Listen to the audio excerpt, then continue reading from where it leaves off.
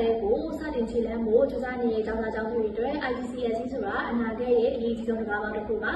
ဒီခီးလမ်းမှာအခက်အခဲမရှိနဲ့ရှုံးမဲ့ဖြတ်သန်းနိုင်မှုအတွက် Pre-IGCSE ကိုဘာကြောင့်တက်တင်လဲဆိုတဲ့အချက်လေးချက်ကိုမျှဝေပေးချင်ပါတယ်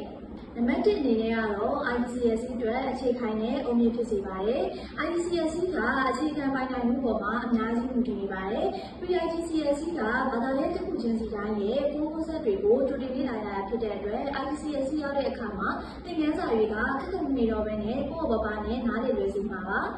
မန်နီကတော့ Academic English နဲ့ Unique ကျွမ်းမှုရှိစေပါတယ်။ IGCSE ကဘာသာရပ်တိုင်းကိုအင်္ဂလိပ်ဘာသာစကားနဲ့သင်ယူရတာဖြစ်တဲ့အတွက်ပုံမှန်အင်္ဂလိပ်စာထက်ပုံမှန်နဲ့ဆိုင်တဲ့ Academic Vocabulary တွေစာမွေးသောဝါဟာရတွေကိုသိထားဖို့လိုအပ်ပါတယ်။ Pre-IGCSE မှာတော့ဒီ English skill တွေကိုကြိုတင်လေ့ကျင့်ပေးတာဖြစ်တဲ့အတွက်စာမွေးမှာမေးမှုကိုပုံမှန်တိကျစွာနားလည်လွယ်မှာပါ။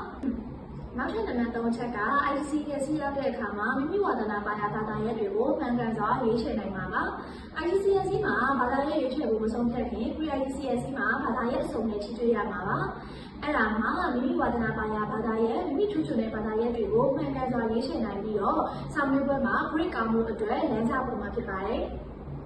နောက်ဆုံးအချက်အနေနဲ့ကတော့သင်ကြားမှုပုံစံအသစ်နဲ့အဝင်ပေးကြားဖြစ်စေပါတယ်။မြန်မာပညာသင်ကြားရေးစနစ်ဒါမှမဟုတ်တခြားစနစ်တွေကနေပြောင်းလဲလာတဲ့ကျောင်းသားကျောင်းသူတွေအတွက် International Standard ရဲ့သင်ကြားမှုပုံစံတွေ Critical Thinking နဲ့ Exam Technique တွေကိုချက်ချင်းကြည့်လိုက်နိုင်လို့ဆိုတာကခဲယဉ်ပါတယ်။ Pre-IGCSE တက်ထားတဲ့ကျောင်းသားကျောင်းသူတွေအနေနဲ့ဒီစနစ်နဲ့အဝင်ပေးကြားဖြစ်စေပြီးတော့ကိုယုံကြည်မှုအပြည့်နဲ့ IGCSE ခီးစီကိုစတင်နိုင်မှာပါ။